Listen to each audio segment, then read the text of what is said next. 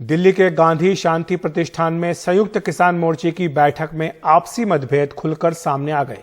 नौबत यहां तक आ गई कि समय पर बैठक ही शुरू नहीं हो सकी। फिर दो अलग अलग गुट अलग अलग बैठक करते नजर आए। दरअसल पंजाब में चुनाव लड़ने वाले गुट को बाकी किसान मोर्चों ने अभी तक स्वीकार नहीं किया है। बैठक खत्म हो गई, लेकिन मोर्चे की दरार खुलकर सामने आ गई है। संयुक्त किसान मोर्चा की मीटिंग खत्म हो गई है। मेरे साथ योगेंद्र यादव जी हैं। योगेंद्र जी, 3 मीटिंग चल रही है, एक इस हॉल में चल रही है, एक अंदर चल रही है और एक आपने यहाँ खुले आसमान में की। क्या वजह है इसकी?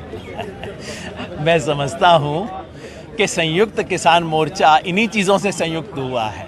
देखिए, किसान आंदोलन इंद्रधनुष की तरह है, बड़ी इसके अंदर रंग हैं, बिरंगे हैं। और संयुक्त किसान मोर्चा की अनूठी उपलब्धि ये है कि उसने उन सबको इकट्ठा कर लिया था। जैसा आप जानते हैं, चुनाव से पहले, अभी विधानसभा चुनाव से पहले हमारे कुछ दोस्तों ने उत्साह में एक पार्टी बना के पंजाब में जाने की कोशिश की थी। संयुक्त किसान मोर्चा ने उसी दिन कह दिया था, इस पार्टी से हमारा कोई लेना देना नहीं है, चुनाव में जाके गलत काम आप कर रहे हैं और आप संयुक्त किसान मोर्चा के कुछ समय तक साथी नहीं रहेंगे जब तक हम इसकी समीक्षा ना करें। समीक्षा का समय अभी नहीं आया है, लेकिन मैं समझता हूँ हमारे साथियों को चुनाव का पूरा अनुभव मिल गया है, तो यहाँ आए थे। जाहिर है उनके साथ हम कभी स्टेज पहले शेयर नहीं कर सके थे, आज भी नहीं कर पा रहे हैं, लेकिन मेरी उम्मीद है कि मोर्चे की तरफ से आज जो कॉल दिया गया है उसके पीछे वो भी लग जाएंगे। तो आपके हॉल पर उन लोगों ने कब्जा कर लिया आज? अरे सर, मैं तो चाहता हूं कि कब्जा हो। मैं तो चाहता हूं इस देश की सारी पार्टियां लाइन लगा के किसान आंदोलन पे कब्जा करें। मैं तो चाहता हूं, इस बार देखिए प्रधानमंत्री के मुंह से छुट्टे जानवर की बात निकलवा दी हमने, तो मैं तो चाहता हूं सारी पार्टियां कब्जा करें। ये तो हमारे पुराने दोस्त ही हैं, क्या दिक्कत? अच्छा, आपकी जो मीटिंग हुई है उसमें क्या फैसले हुए? 3 बड़े फैसले हुए हैं। पहला तो ये कि सरकार ने हमें जो आश्वासन दिए थे केस वापस लेने का, मुआवजा का, उसमें जो विश्वासघात अभी भी जारी है और लखीमपुर खेरी में पीड़ितों को सजा दिलवाने और दोषियों को छुड़वाने का जो खेल चल रहा है, उसके खिलाफ 21 मार्च को पूरा देश में एक रोष प्रदर्शन आयोजित किया जाएगा। दूसरा, 11 से 17 अप्रैल के बीच पूरे देश में एमएसपी की लीगल गारंटी की मांग याद दिलाने के लिए एमएसपी सप्ताह मनाया जाएगा।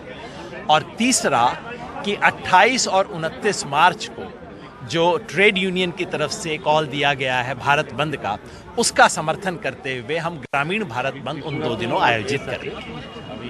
विधानसभा चुनाव के पहले कई नेताओं ने, किसान नेताओं ने कहा था कि बीजेपी को सबक सिखाना है, लेकिन लगता है कि जनता ने उनकी बात नहीं सुनी। संयुक्त किसान मोर्चा ने ऑफिशियली फैसला किया था कि हम उत्तर प्रदेश में जाके जगह जगह लोगों से अपील करेंगे कि आप इसमें सजा दें।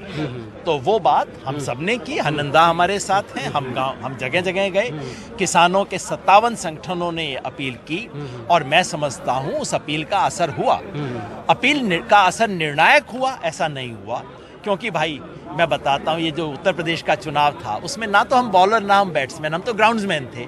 पिच तो हमने तैयार की, पिच पे जरा हैवी रोलर भी चलाया कि बॉलर को थोड़ा मदद मिले, पर बॉलिंग तो दूसरों को करनी थी ना, हमारी तो थोड़ी थी। तो बिल्कुल ये है योगेंद्र यादव, जो कि मीटिंग खत्म करके अब बाहर आ गए हैं और जो संयुक्त किसान मोर्चे की मीटिंग है वो यहीं खुले आसमान में हुई, जबकि जो किसानों का एक और दूसरा गुट है उसकी मीटिंग जो हॉल में चल रही है, जहां पर संयुक्त किसान मोर्चा की मीटिंग होनी थी। लेकिन आरोप यह है कि ये वो लोग हैं जो पंजाब में चुनाव लड़कर आए हैं और उन्होंने संयुक्त किसान मोर्चे का जो हॉल है उस पर कब्जा कर लिया है, इसीलिए खुले में मीटिंग की गई है। नई दिल्ली से कैमरामैन मनोज ठाकुर के साथ मैं मुकेश सिंह, एनडीटीवी इंडिया।